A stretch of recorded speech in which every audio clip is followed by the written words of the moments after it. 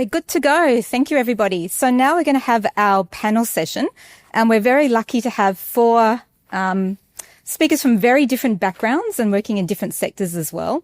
So the way that we'll do this is I'll introduce, we've got Thomas Longren, Earl Duran, Liam Reid, and Sarah Tapis. And what I will do is I will ask each of our speakers just to give a few minutes about their role and what they do, and then we'll start with the questions. Very happy for you to also come up and ask questions as well during the session.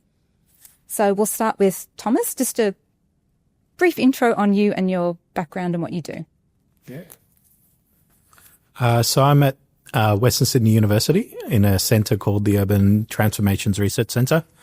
My background's economic statistics, which means that I've worked in energy, health, and associated fields. And at the moment, I'm collaborating on a project with Regional Power about prepayment for electricity in remote Indigenous communities. Thank you. Morning. I'm Earl. I'm the Chief Technical Officer at Diagno Energy. I oversee the operations, research and development at Diagno. So what we do is we are into the monitoring of asset health for solar batteries and EV chargers. Everything is database. We provide intelligence on fault detections, performance, and diagnostics of those assets in order to optimize the operations and maintenance for the asset owner or the asset manager. Sure. Thanks, Melindy. What a pleasure to be here. Liam Reid with a company called HIF Global.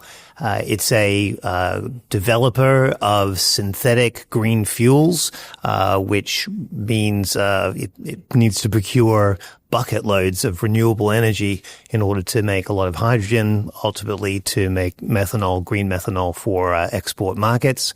HIF is a development company that's based in Chile and has projects in Texas and Uruguay, Brazil. It has an active pilot project that's already going. A single wind turbine makes about 10 or 20,000 liters of fuel every month, which gets shipped to Germany to fuel Porsche's racing team.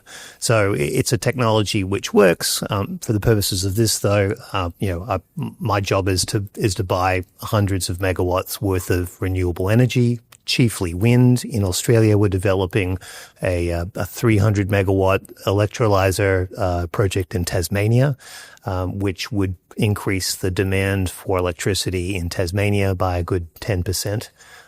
We're also developing projects in India, just from the Sydney office.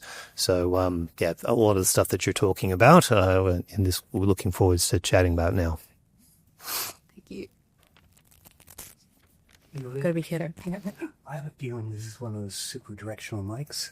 So if you put it right here, is that working? Right there? Yeah, just talk into it. Yeah. All right, cool.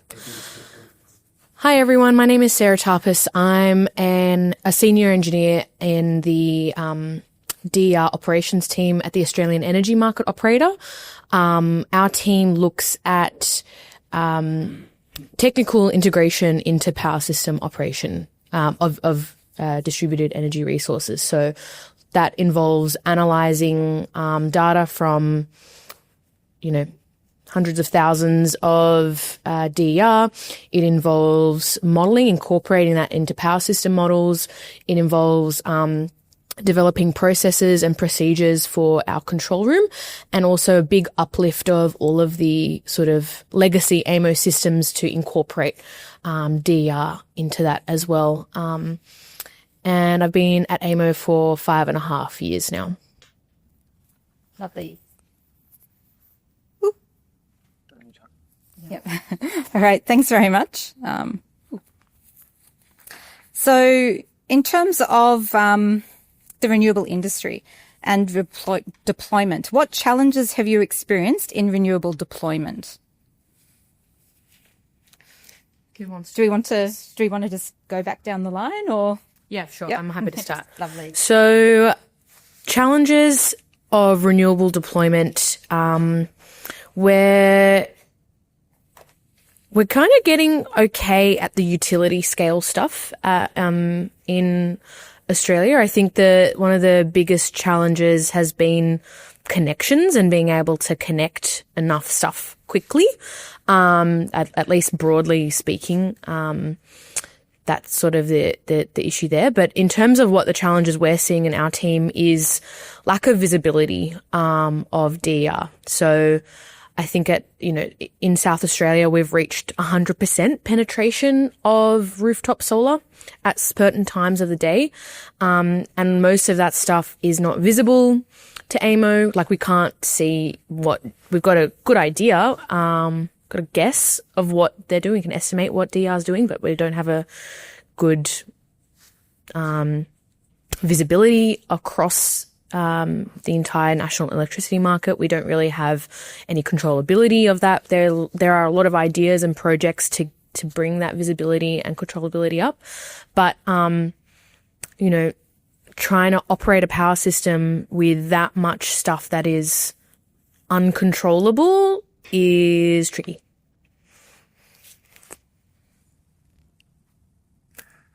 I mean, where do you start? If there wasn't challenges to overcome, it'd be wouldn't be a pretty boring job. Certainly, when you're trying to form a base load kind of energy supply, being able to mash up a bunch of wind and solar and hydro type energy sources at the same time as a portfolio, be able to address energy market prices and deal with congestion, forecasting that going forwards. It's all quite challenging, and thinking about and forecasting what the stress points might be, what a wind lull would look like. Being able to supply energy in Tasmania, they benefit from a whole fleet of hydro as well as their wind. So storage is much more of a thing, and reliable green supply. But trying to do that on the mainland can be much more challenging. In our business, particularly when you say you're at India or you're in Uruguay, you may not have quite the grid capacity, and you're now having to supply your projects directly with 4, 5, 800 megawatts worth of portfolios worth of wind, solar, etc. Being able to get that data, the solar data, the wind data, from a distance from Sydney, is challenging. Being able to work with partners who hold themselves up as being reliable and being able to sense check that can be a challenge too. So, getting access, I think, as Sarah was saying, to that data, to that wealth of data, and be able to access it for low cost, if not free, particularly if you want to be able to do it quickly, is a challenge, and I think it could be an improvement for deploying renewables. Mm. Thank you. It's a great question. And I mean, with, the sort of global national incentives to, transition into renewable, energy sources, there's this incentive, government level, but also from the industry itself, with ESG reporting and all that stuff. So I think there's really a rush to deploy a lot of assets, renewable assets across the country. And that's fantastic. But I think to me, that's kind of like the tip of the iceberg, because there's really, a lot of the mindset is like a set and forget kind of thing. And so you put it there, but the issues that occur to these assets are invisible. So it's not like your car, if there's an issue with your car, you will feel it, there's a probably take it to the mechanic. But if your solar is not generating, unless you check your inverter portal or you get some sort of alert, you're just unaware of it until, you get your electricity bills that are through the roof. And so that's kind of coming back to what Sarah was saying. I think there's a huge issue, but also I guess an opportunity in the sort of operations and maintenance space. And that's sort of exactly what we do at Diagno. We collect the data from the inverters directly. We've got about over 5,000 systems across the country. And it's really about providing that ongoing continuous monitoring, fault detection, diagnostics, and to do that sort of stuff. We're very aware that, getting the data from the DR themselves is obviously critical, but there's also a range of data sets that we have to look into to provide better fault detection and diagnostics. So we collect observational data for irradiance, temperature, wind, but we've been looking at further products like reanalysis products as well. So there's a whole bunch of stuff that we can do to optimize the operation and maintenance, because at the end of the day, these are investments. And so if the business case for investment is not met because of underperformance, that it's bad for the owner, but for the industry, for everyone, kind of stuff. I guess it depends which industry you want me to talk about, whether it's work researching the renewables industry or academia itself. So one of the projects we had on renewables was about the lead times, how long it takes to get renewable projects up and running. And so that data availability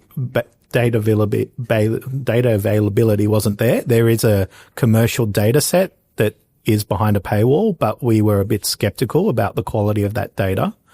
And so one project that I had with a master's student who ended up wanting to work in renewables industry was actually creating our own data set to understand what's happening with renewable project lead times. And we thought that was important because you see a lot of the slow projects get a lot of media attention. So we wanted to do, and we basically became the first Australian study to calculate what was the range of lead times and the average lead time. And we had found that basically project approval lead times had decreased. Things were happening faster than ever. But one thing we were careful to do was get rid of zombie projects, which are basically PowerPoint projects that may have gone somewhat through the environmentals approval, but had stalled. Either they're hoping to be bought or, and in one case, a follow-up research which was actually funded by WWF Australia was looking at the environmental approvals at the federal level and finding that there was one project in there. So basically just going through the PDFs to look up the project status and the project information, having some help with that, but as an academic, having some of the time to do that, and finding one project had been in the pipeline for 6 years. And I'm pretty sure it's now 7 years, going online and finding that the website's up and running and they're still doing quarterly updates. Is that a zombie project, or is it actually a viable project that may get built in the future? Another challenge is also linking a lot of this conversation back to household benefit. And so my recent work has been a partnership with Original Power. So they actually subcontract me to work with them on a range of topics through the university. And their role is doing remote solar projects across Indigenous communities, mainly in the NT, but now looking at WA and South Australia and other areas. In some cases, my help or my assistance is helping them talk about or calculate the business case, but also get stakeholders to realize that consumer benefits are not a cost. They're actually a benefit of the project. And I think that's an ongoing conversation now, is about local benefits is quite important, but also even the way that you design a remote system really impacts how it works. So, and that's a big challenge because there is a project that is often cited as a great example, which was actually terrible for local communities. And so helping Original Power to, basically make more people understand why basically just having a solar setup operation outside a community without any basically positive flows back to that community is a bad thing. Thank you. Okay, thank you. I think we've kind of covered a nice range of kind of challenges, and we can also see there's quite a few similarities between different areas and different industries as well. So considering that we're talking a lot about data today, my next question is, in your industry, how easy is it to access and understand what types of data to use? So I think for me, it's a bit more opportunistic. Being an academic, I get a little bit more flexibility to choose which projects I work on. But definitely there's a bit of either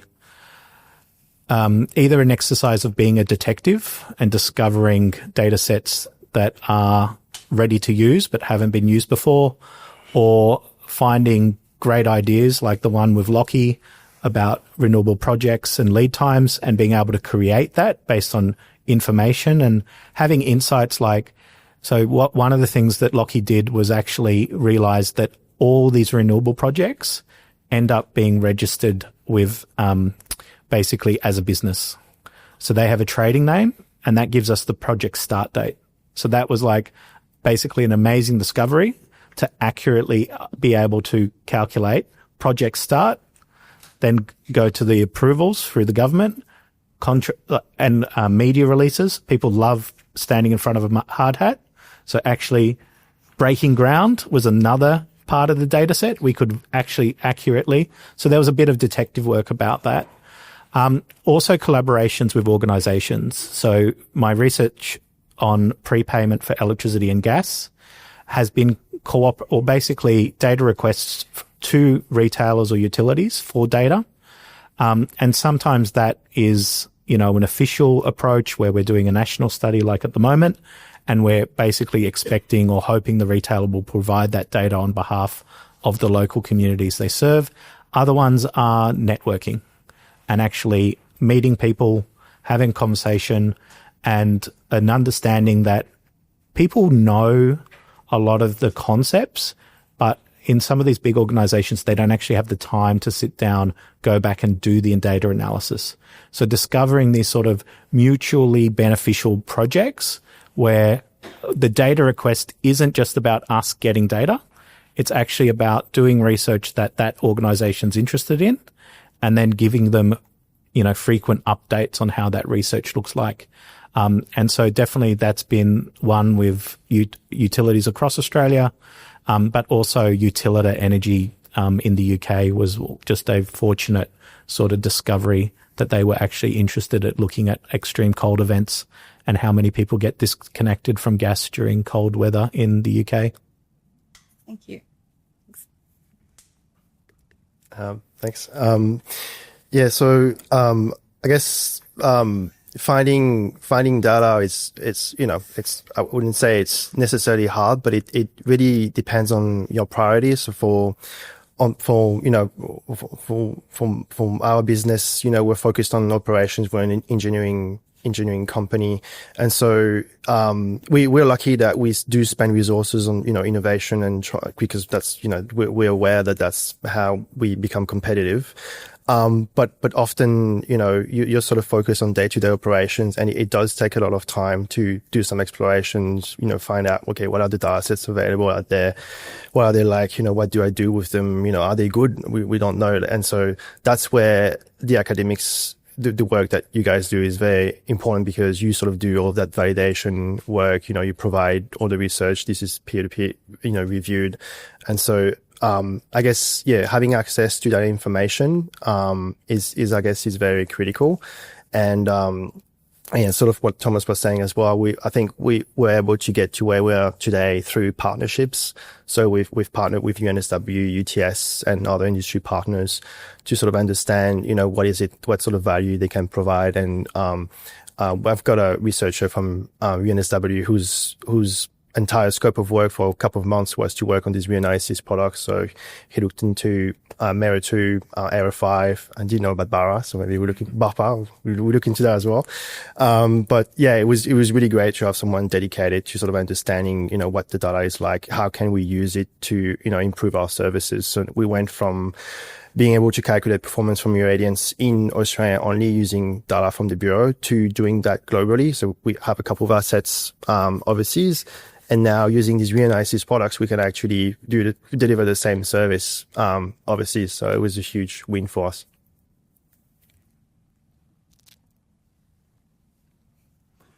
How easy is it to access and understand this data? I think I think in a commercial setting, you use the data that's in front of you that you can find in the most efficient and quick process possible. It's amazing with AI that you can at least ask and manage to uncover perhaps a more exhaustive search of different data sources.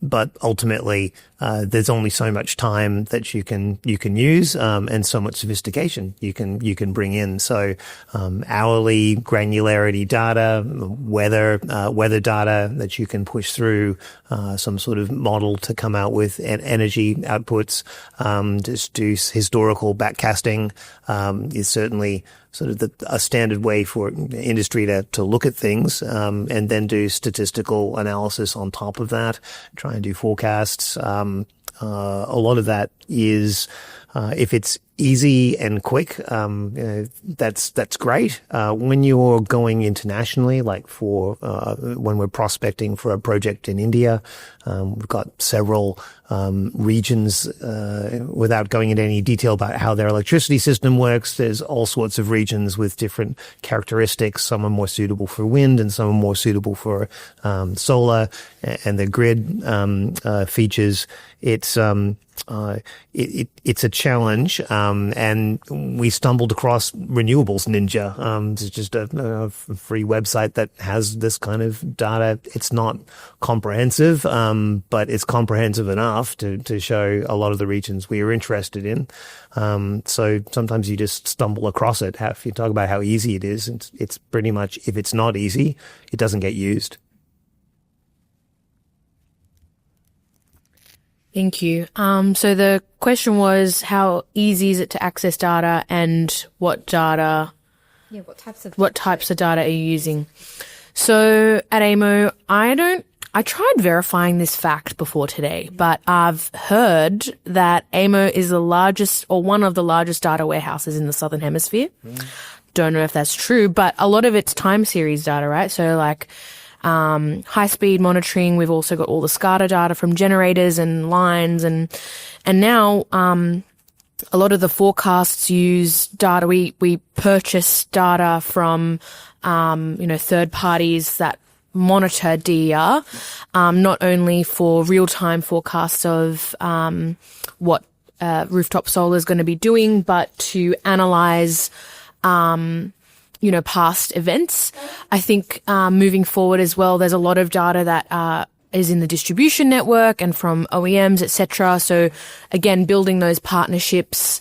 There's also a project to create a CER data exchange. So basically a pool where people who, OEMs, DNSPs, retailers can all access shared data for use cases around customer energy resources.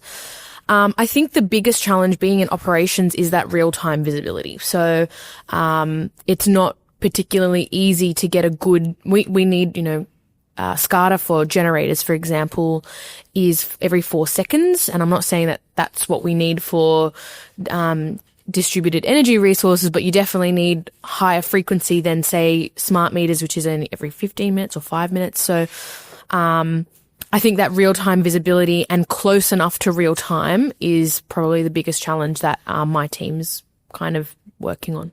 Mm-hmm. Okay, I might keep the... Sure, yep. Oh, actually, sorry. I've got to Good to ask a question. Yeah. Okay, so this kind of question kind of follows on, and so we've got kind of an understanding that you all use a range of data sources. Naturally, depending on what industry you're in, you've got your own types of data that can be maybe commercially sensitive, so it's always not easy for people to access. You've kind of mentioned some of the sources that you've been looking outside of, and Liam kind of picked up that he could do a Google search and find kind of fit for purpose. In your roles, have you kind of done that recently? So were you aware of the vast range of data that's out there? And would you consider using it? Or is it more that you stick to what your own industry has and try to do your analysis around that? Yeah, it's a good question. I think there's a lot of work to be done. There's a lot of different work's going on, pots on the boil. We're trying to figure out, if there's a particular data source over here that's being used for this purpose, is there a way that we can repurpose that for another use case? Like, I think, what's appropriate? What's the best use case? So I think in short answer, yes, we are trying to be innovative because, it's much easier to recycle what you already have as opposed to finding new sources. So I kind of related that it's pretty much the algorithm, however you want to describe it, which helps us work out what data is available where. So am I aware of anything more? No. I think moreover, the data that we do have, am I aware of smarter and better ways to do it, to analyze it? No. There's no journal that I can point to and say, well, this is best practice. Instead, you hire consultants, right, to do that. But consultants are expensive, right? They take a long time to set up. And in development companies, it's a new and evolving industry. Whatever you're doing, solar or wind or batteries or hybrids or, renewable hydrogen type projects, you're small, agile teams. You don't have most companies don't have the people power to be able to put together sophisticated teams. So you end up with a lot of the innovation coming at the edges. You find a free data set. I think, was it Thomas that mentioned that? You stumble across that. Oh, that's great. That'll help us with these sorts of insights. Or you'll see analysis of a particular sort, which resonates with stuff that you're looking at. But I go farther and say that certainly my business is about investing. Each project we put down would be, say, $1 to $1.5 billion. You need to be able to amass that kind of capital, to build projects of that size. You need to put together cut-through arguments with a clear commercial focus. So looking at and asking questions of data have to have, monetizable, quantifiable outcomes, which, it could be about risk. It could be asset management. It could be, upsides from being able to, be in the right place at the right time and turn your projects down, a crisis event, and you just happen to have a wind farm going at the same time. You can make a bundle of money. But, I guess the answer is, bankers hungry for data. They love a consistent and simple story. But if you get too complicated, you need to be able to, both analyze it and display it, represented in a way which is intuitive to investors. So visualization is also important and what you do with it.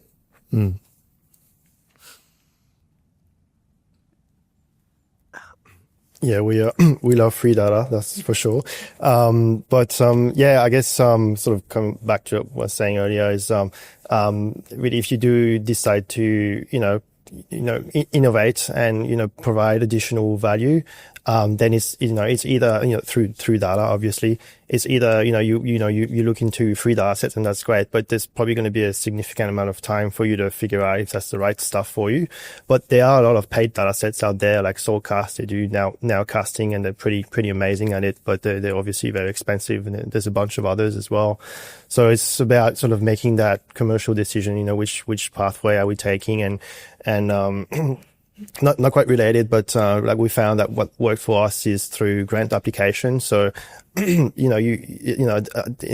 federal but also state government, there are quite a few grants out there that sort of help you develop sort of like the innovative parts of the business. They're not really so interested in the operation side of things, but if you're able to demonstrate that through doing research and working with academics, that makes it a lot better business case for this sort of grants. And that's sort of how we've been able to actually spend resources, and, doing proper research on, how to, what data sets are we going to use? What are we going to do with it? Are they suitable and all that sort of stuff? So, at the end of the day, it's definitely a commercial decision that, you have to make. Yeah, I was going to start out saying that I'm actually a data skeptic, which means that I'll really want to know where that data's come from and what's holding it together. But also in that case, understanding those data sets are opportunities for researchers. So my academic background's gone from energy, climate, health back to energy.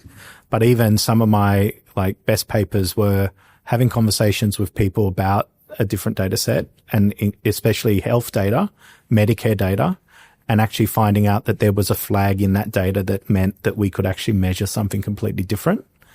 Part of that's also with even the data requests to retailers based on smart meter data.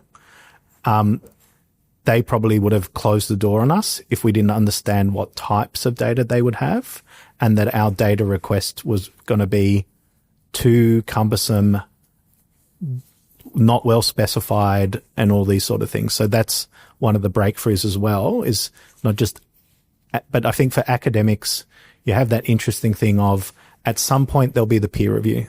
So you're juggling the types of data you access, how precise it is, with what people will actually evaluate. And in this case, it's true for industry as well, right? At some point, whether it's bank or a different body, there'll be this scrutiny. And so there's a juggling act of what data you bring together.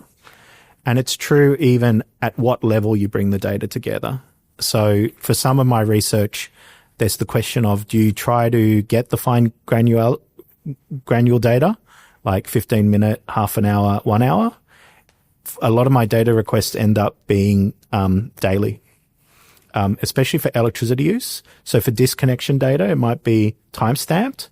But then if I'm calculating the threshold at which, electricity use goes off the charts and people disconnect more, daily data's a really good data set. Especially in remote areas, using the Barra data and other things like that, but other types of data, but also you need the variability.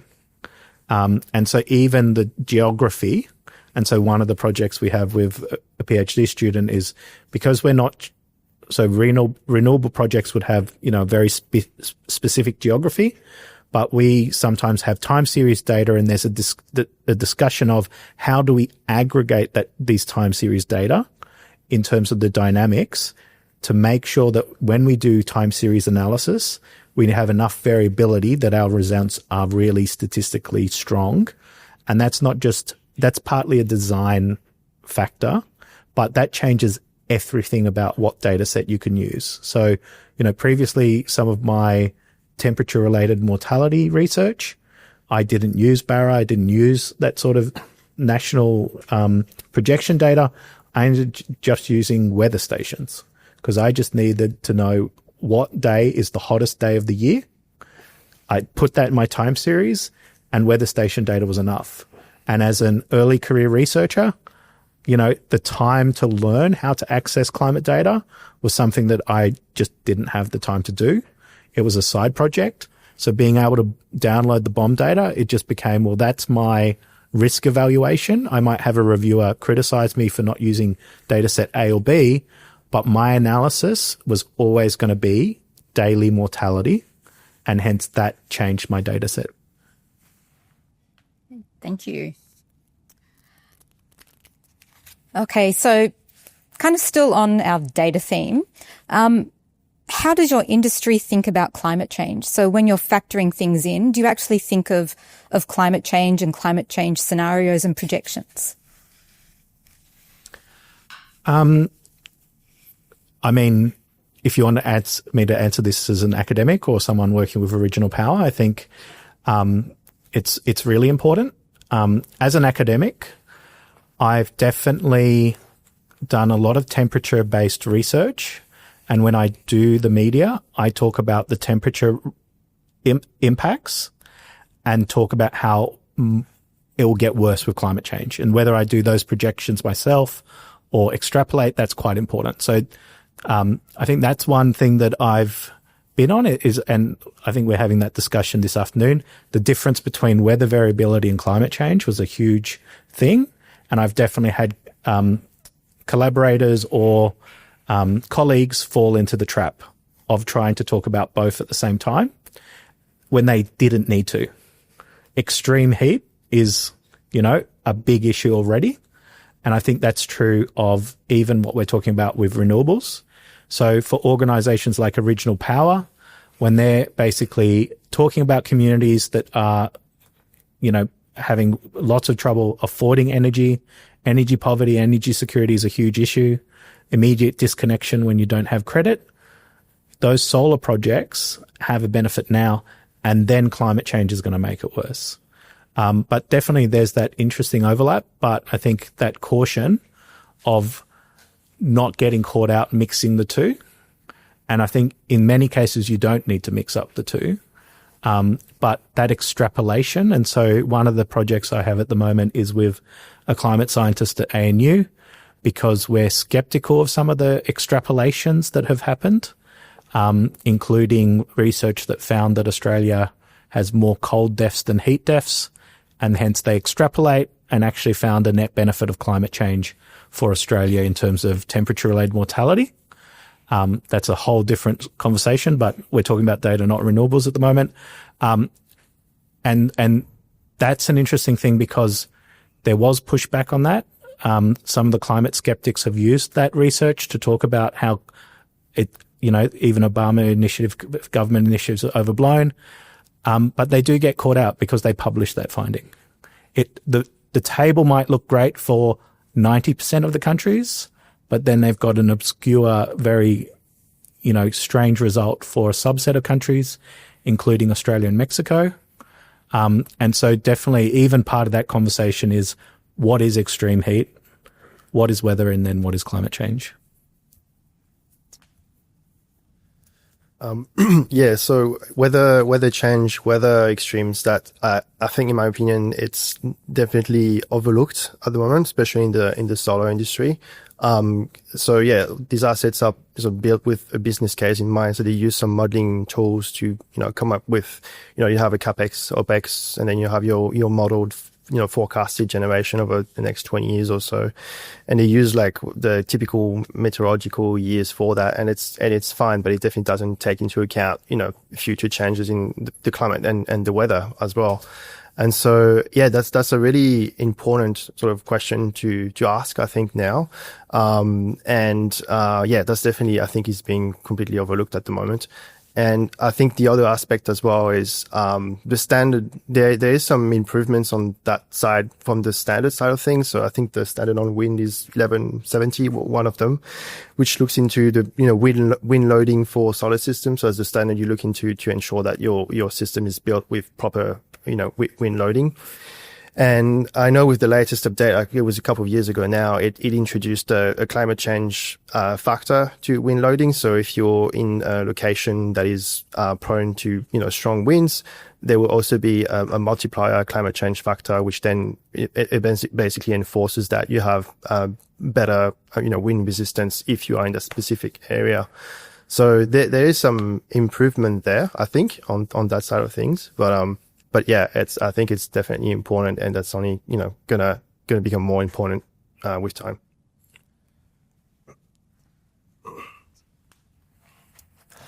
What do we think about, does the industry think about future, climate changes? Nowhere near enough is probably the answer. Thomas made a great point of explaining, thinking about extremes of heat, versus weather versus climate. They're all different facets to have to think through. And even when I was working in a previous role, we were constructing large solar farms in Queensland. Who would have thought that as we were beginning to construct, or during the construction process, there's all sorts of digging required, right? Huge trenches, in what is effectively flat kind of mud plains. If it rains, suddenly you end up with something that looks like a scene out of a World War I film, right? Muddy trenches everywhere, lots of pumps. It was like, so I think we had something like two 1 in 100 year floods within an 18-month period. Huge amounts of money were lost by the construction company. They just had difficulty managing these extreme weather events. And people are asking the question, why is it so hard to get construction going and at reasonable prices? I think this is an important piece of it. There's a lot of construction companies who just have difficulty being able to put in enough contingency to manage it. Finding sort of insurance for that is a challenge too. So, and that's just one example of building solar farms, right? There's many more, and it's tough to forecast the future in ways which people find credible.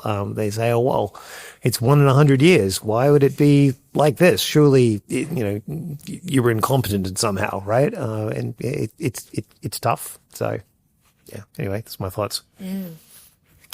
Yeah, I don't think I really appreciated you making that distinction between weather variability and climate change. I think at AMO, in operations at least, we're working in timeframes where climate change is not really on our radar. This might sound really naive, but I didn't actually appreciate how linked power system operations is to weather or temperature. It is so sensitive to temperature. And so, yeah, I think we think a lot about weather and how that will affect the uncertainty in weather, and trying to predict what that happens on a sort of day ahead, hour ahead time frame makes it really hard to operate the power system, because a lot of the resources that we're using are weather dependent. So, yeah, I think that element is really tricky. When we then talk about the time scale of climate change, that's our sort of longer term forecasting teams, I'm not actually sure if they take into account climate change in their forecasts. I know that they take into account sort of 25 years worth of, weather scenarios, and try and project that forward. But then do they apply climate models on top of that? I don't think so. So yeah, it's an interesting question. I'd have to double check that. Be interesting to know. Thank you. Okay, so your glasses. Okay, so one of the things that we also thought was interesting, and I think Thomas will be able to comment quite a lot on this, is also kind of First Nations perspective on things. So, and also quite remote and regional communities. So does your industry consider, locations for siting or assessment, or even operations in those areas around kind of First Nations and regional community needs? Unfortunately, I don't think so. We're got a really big bird's eye view, and a lot of, I don't think we do that enough. Right. So developing large facilities to manufacture things, or to use as feedstocks, lots of renewable energy, lots of waste biomass. So the answer is yes. We because of the sheer amount of land, working on the lands, and engaging with Indigenous peoples and First Nations, is a pretty important part of it. It sort of comes down to, as an examples, I used to work at the Woolnorth wind farm in the northwest corner of Tasmania. There is an issue in Tasmania about eagles getting whacked and dying. And there was at one point we had employed a range of Indigenous locals who knew the area. They knew the wildlife. They understood the patterns of the winds and what birds would come where, and they had incredible eyesight. I mean, it was amazing just to see that. Then they'd be working from dawn to dusk, and identifying where these birds might be, and you'd turn off wind turbines to when they came through.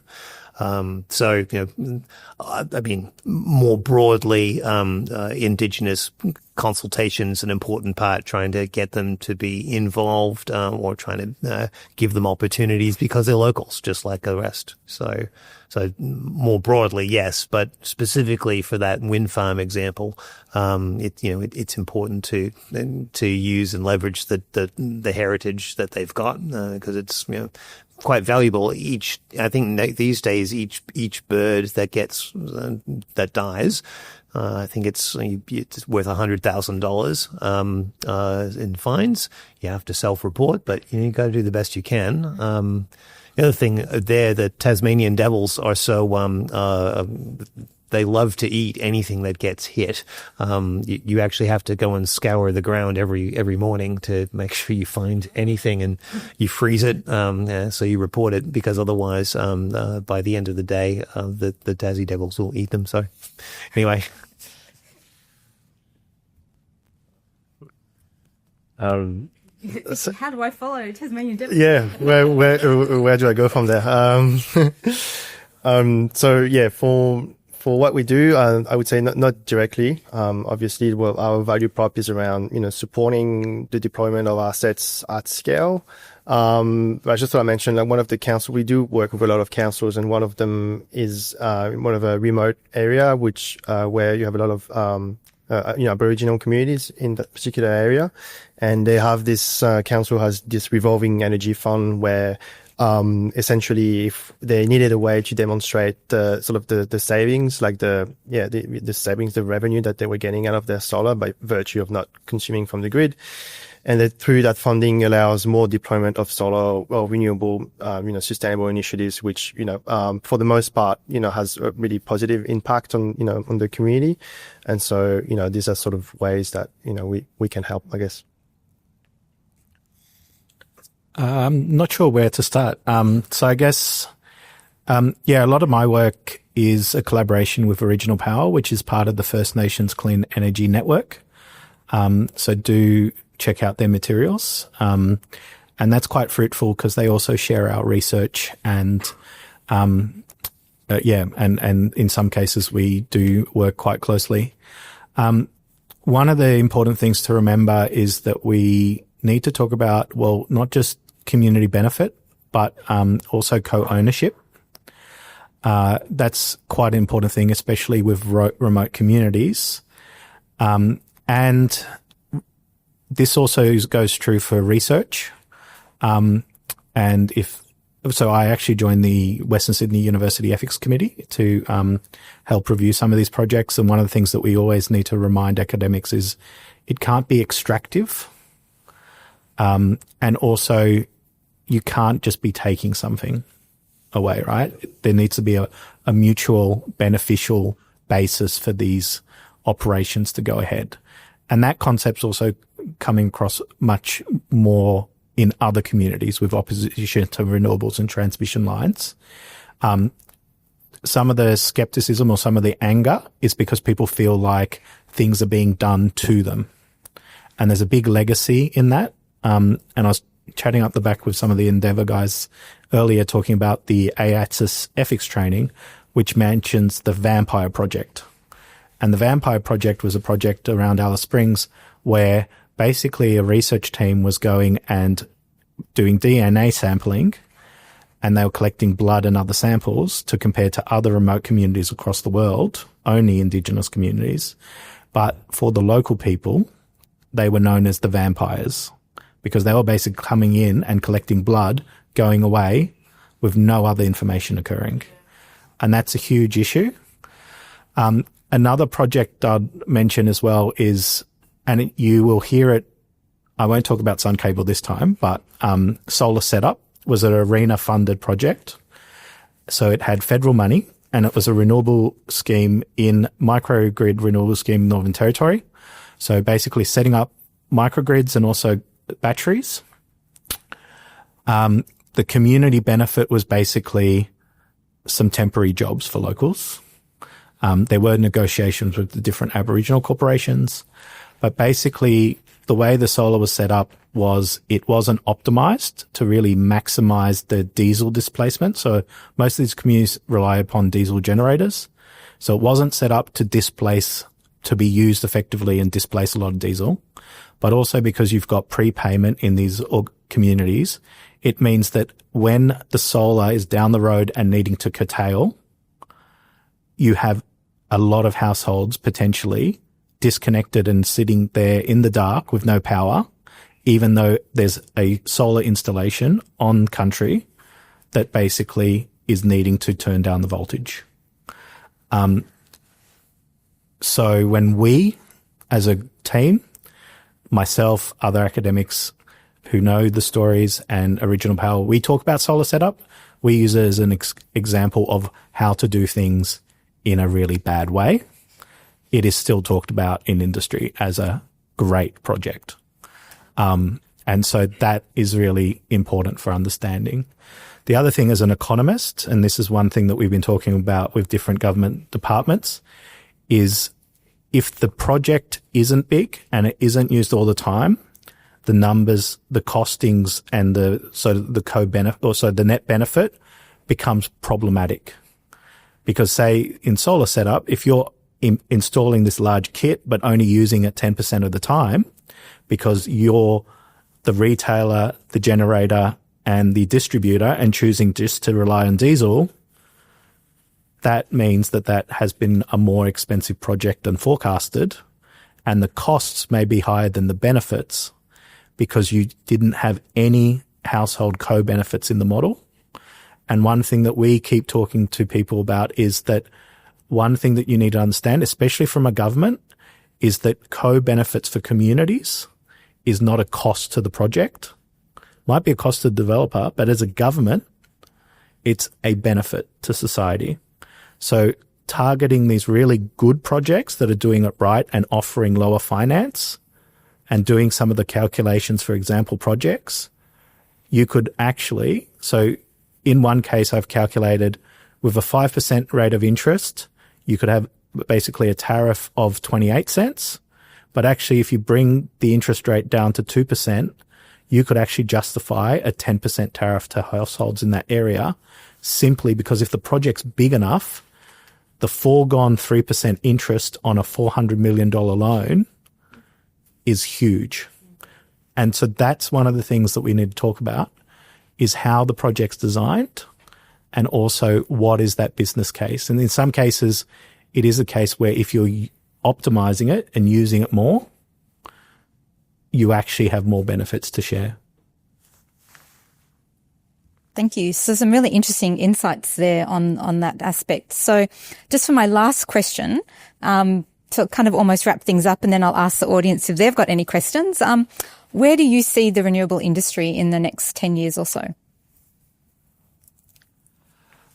I think, so even having started in some of the research in collaboration with some of the Indigenous partners, one of the things that we were hoping back in 2020 or 2021 was to see an organisation like the First Nations Clean Energy Network. And the number of smaller organisations that are popping up is amazing. There's definitely an issue where and you have to think of this as, imagine yourself as having a sort of community organisation. So there's a lot of communities that are big enough and strong enough that they can actually work out some of the details and figure out how to do community microgrids. There's a couple of really great examples that Original Power have where they've helped a community, I really want to say this correctly, smash down barriers, including not having a tariff for rooftop solar for remote communities. So actually talking to the power company, no, you need one. And yes, a smart meter can, no matter what it's set to postpay, prepay, can have rooftop solar. But then also the being able to actually set up the model to have a community-owned microgrid and actually work out how you would do a contract with a gentailer that's also the distributor, and whether that's a lease arrangement or stuff like that. So we're seeing a lot of really positive stories, and I think the renewables industry is becoming more diverse in some ways. But part of the story is we're getting away from some of the bigger projects. They're still there, and we're having this conversation about how renewables are sort of being rolled out. I think one thing that is important to remember is, as a renewables industry, we need to talk about rooftop solar as well, and that it's potentially more difficult to manage, but those behind the meter benefits for low income households in terms of running air conditioning on the hottest day, huge. The management issues, but at some point, government and other organizations are going to have to take the burden of storage. And seeing some of the research by AMC, AMO about how often some of these large storage sites are going to be needed, it's not daily, it's not monthly. You know, they might make a large amount of their profits a week, a year. A very different business case that needs to be a different market that's not part of what we see as the energy market. And that will change how we view renewables, because, you know, pumped hydro is part of that, batteries are part of that. But one of the things we have is we're going to have to gold plate our energy resources to accept that we need it only sometimes. But we did that in the past. Like, a lot of these coal power plants were so overbuilt that we're still running them 40 years later. And we need to have a discussion about what government needs to do and what private industry needs to do, especially not just renewables, but then that storage as well. Yep. Yeah, I think, green assets are going to be more and more ubiquitous. Obviously, a couple of years ago, getting a home battery was only for those that could afford it. But now there's this battery rebates program being rolled out by the government. So there are a lot of incentives who sort of support that transition. And that's obviously great. And that obviously comes also with some challenges, like the grid wasn't built with having, thousands and thousands of solar assets dumping excess solar into the grid. And so you're seeing things like, having to pay for exporting solar instead of getting a feed-in tariff from it. So these are going to be new challenges that, we're facing. And that's what it is. I guess that's where we're headed. And that's exciting, I guess. And I think in the broader term, things like orchestration, so like microgrids, VPP, players are going to be very important moving forward. PPA providers, all devices are being connected, and it's all about, optimizing essentially, in response to the grid. So I think, these are sort of things that I see happening.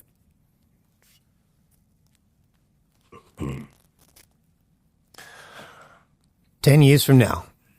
Not a very long time. It's amazing to think about 2035. And by that time, sort of thinking about Thomas's point, there's all these coal-fired power stations that are exiting the market. There is going to be a structural scarcity of cheap energy over the next 10 years, just because these coal generators are pulling out.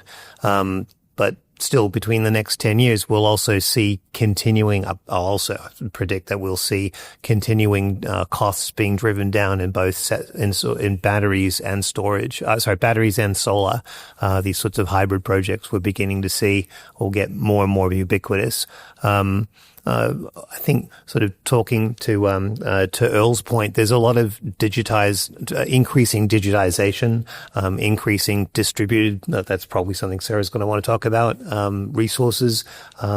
Overall, I think in the next 10 years, we'll see an industry which is more and more data dependent, more and more capable of creating these highly granular microgrids, might be the right word, but I'm going to say systems which Thomas rightly points out will be much more economically effective and efficient, and help people to more flexibly manage and more efficiently manage their use. I think in 10 years from now, What the biggest changes that I think we'll see is a restructuring of roles and responsibilities across all the whole electricity chain, energy chain, and the importance of going back to data. Like it's going to be so important that everyone is looking at the same thing and understanding the same thing. Otherwise, the whole thing's not going to hang together particularly well. So yeah, I think in 10 years' time, it's going to be, and hopefully we'll see a lot more, coordination, orchestration of DRCR. Otherwise, I don't think it's going to work. So hopefully that's what'll happen. I forgot the 10 years part. Yeah. Oh, look, with the 10 years part, reverse charging of EVs is going to change everything. And so you're going to have, we've talked about microgrids, but you're going to have households that basically can self-sustain if they orchestrate or like they plan well. But you're going to have different models for that reverse charging household batteries. So, you mentioned rooftop solar, household battery, and then a massive battery parked, and how that gets used in the future. And so we're not, so storage is going to become a different issue. And that's why I talked about overbuilding and like the pumped hydro and, government facilities. So this concept of the solar sponge, like that's going to have to be something that's de-risked. And I think that's why that's sometimes storage, but decisions now, and AMO does a lot of modeling around EV ownership and other things like that. With the not just GenCost, the other thing, the ISP, like there's projections on rooftop solar there, how many of those households have batteries. But one thing we haven't really tackled is what happens with reverse charging of cars, at the workplace, at the home, at other areas. And that's going to just be such a big opportunity, but a lot of people are going to see that as a very scary thing as well. I don't know that lingo. Reverse charging, does that mean the battery Vehicle? The vehicle. Okay. Yeah. Cool. All right. So just throwing it out to the audience. If anyone in the audience has any questions. Yeah. Do we want? Just bring this to you. Hi, everyone. Thanks. That was really interesting. A different sort of take on the first question. Sorry, I'm not sure which. So we started off with all of you talking about challenges in your experience, I guess, and very similar to the next 10 years, but what do you see as enablers? What are some of the critical things to allow for this transition to happen well?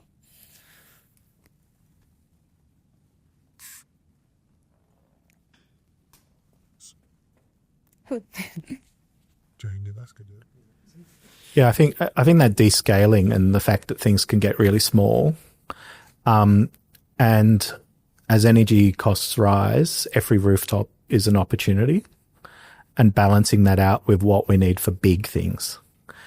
So data centers obviously a part of that, and storage. So yeah, I think batteries have also. One of the things that, if you look in the data, batteries have also started to compete in the grid, but also FCAS, so stabilizing the grid. And there's going to be all these little opportunities of doing that. And I think for me, in the end, that removing that burden of people like self-rationing and not using air conditioning on hot days is going to be one of the opportunities of just having too much in the middle of the day. And doing some research now on time use tariffs. That's not a good way to get people to use more during the day. It's brutal. But there'll be other models coming through. And I think that thing of how big and small can we get is really just so exciting. And it's going to be a challenge, but it's not just for renewables, but it's also for the storage.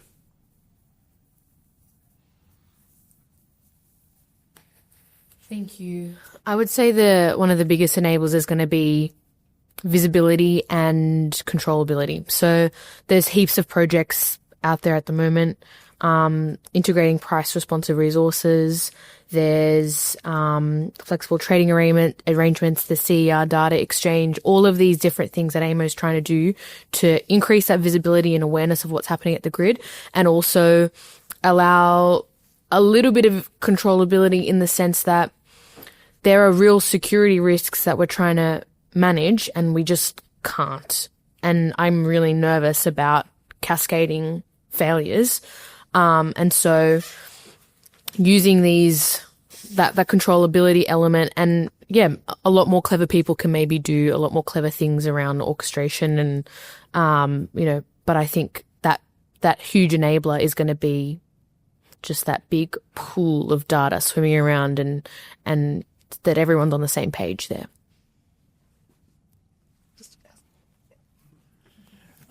Just to echo what Sarah said, if I'm just going to speak from the point of view of the asset owner, as the prices go down for solar batteries, it's becoming more and more affordable.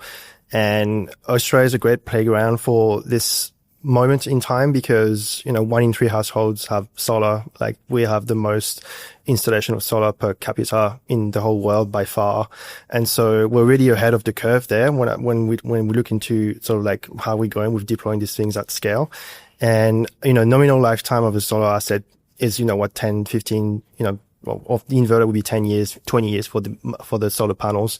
And so there's really, we're coming into that wave of like issues, like talking back into visibility.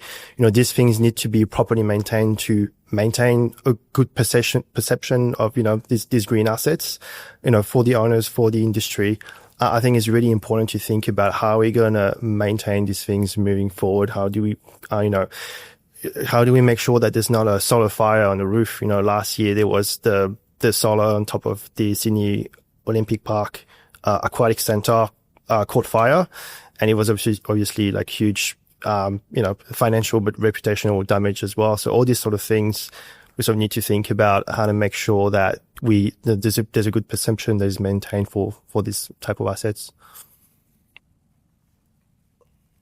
Well, just a quick point to Micah's question, which really it covers a lot of these answers, is just effective, credible, consistent governance, right? Actual policies. All of these, what we've described, are examples of, policies and ideas that would be enabled by just, a government policy, some bipartisan support.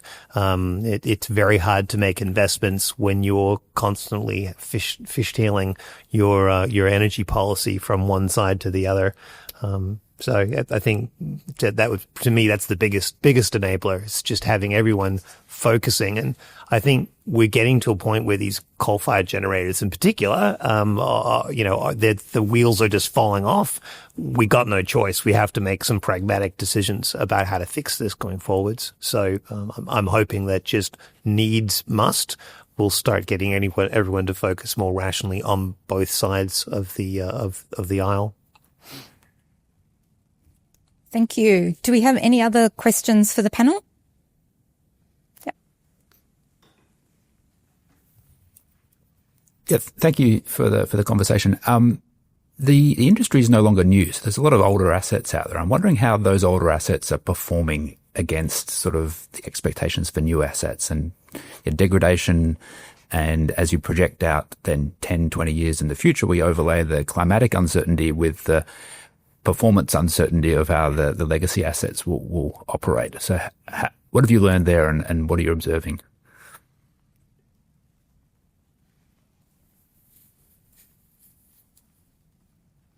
So credit and a citation for the AEMO quarterly updates.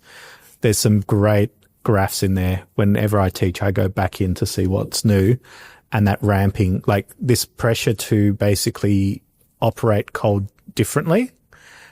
So a couple of years ago, we had the case where you got a really nice graph in Victoria where they're ramping down and trying to miss negative prices in the grid or just, lower prices. And I won't remember the name, but I saw some people champion it on LinkedIn. Can't remember which coal generator it was, but they did a shutdown for 6 hours in the middle of the day, Bayswater. Like, that's an amazing change, right? But then this sort of discussion about how long these legacies will go on. And also then understanding that a couple of years ago, the unscheduled outages of different assets created a huge spike in spot prices during the evenings. So we talk about solar, renewables, reliability and all this, but the aging assets is a huge thing. And we're seeing that. It's either but I think what's interesting is with coal, because of the inflexibility, you're seeing them try to change that. But then the question of breakdown and at what point, there's been a lot of work by AEMO to get projections on when the closures are expected to happen. But with that different operation, at some point there will just be mechanical failure and it'll be a business decision to just say, sorry. And I think that's an important thing that we need to understand is that what used to be reliable, like you say, the aging assets are no longer reliable and that is a speculation as well. But I think AEMO are very aware that they unfortunately possibly can't rely upon what they used to rely on. But then the challenge is what happens next. But yeah.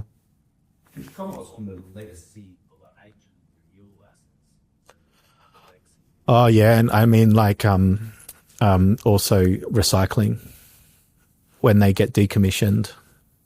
Definitely something we haven't looked at. There's optimistic numbers for how long solar keeps generating at good levels.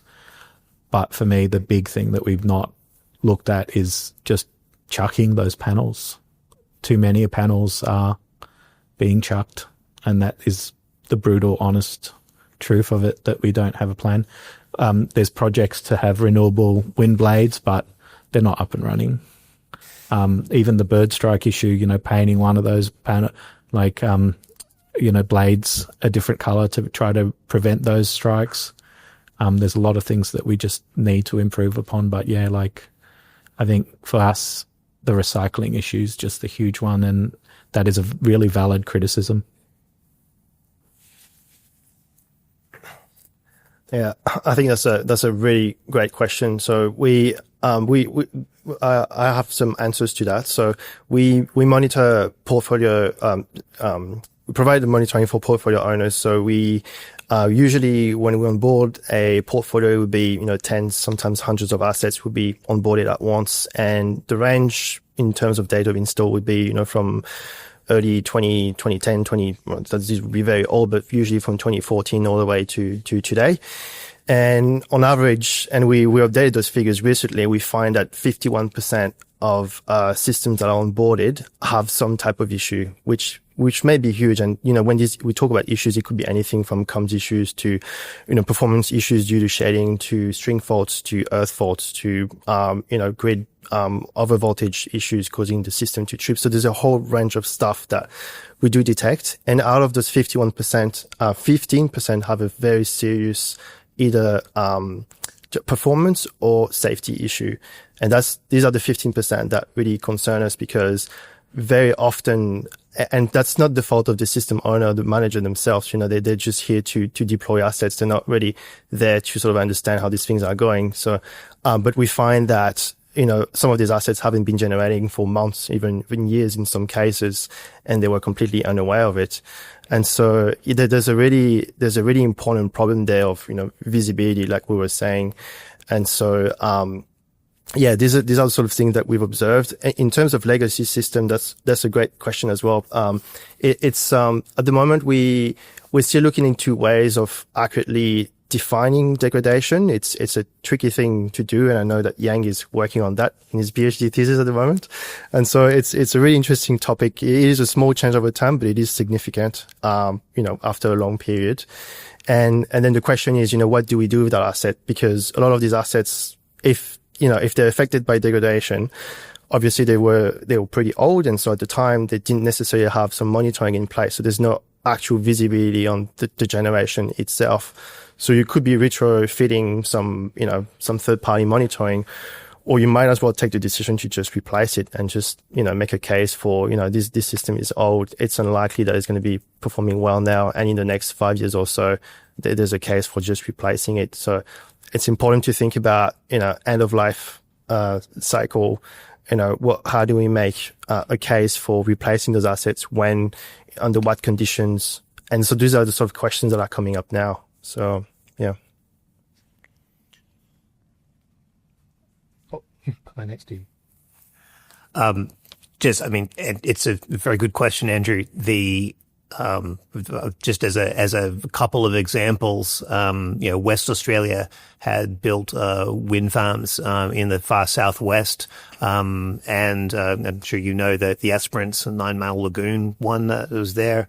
I mean, we're talking tiny turbines these days, like by our standards, but it was useful. They had a Western Power, as I understand it, had a really good think about whether it'd be worth repowering, and just the demand and supply of energy just changed over the 15 to 20 years it was there.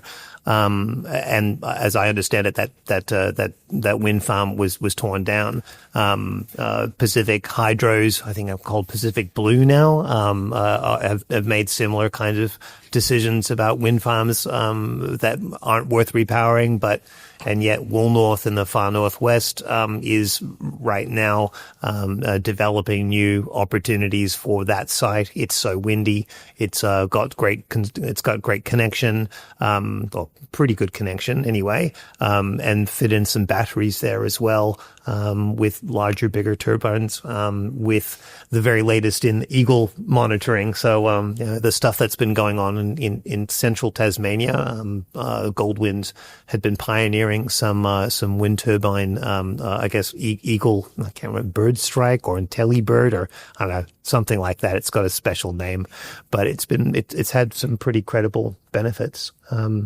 Thank you, Thomas, for pointing out that the solar panel recycling isn't as what I had believed was coming through. When I was developing a couple of large solar farms a few years ago, we would put in substantive cases to say, well, there's these industries that are really growing, having to go and compulsorily take. It'd be compulsory for you to dispose of your household solar panels in these facilities, and that would be the basis for us to be able to dispose of ours. One of the benighted solar farm I talked about beforehand, again within about a week of its being approved by AEMO for being run, had a terrible hail strike. About 40% of the panels were irreparably damaged. Incredible. And so thousands of panels had to be removed. And again, an industrial scale recycling policy was done for that.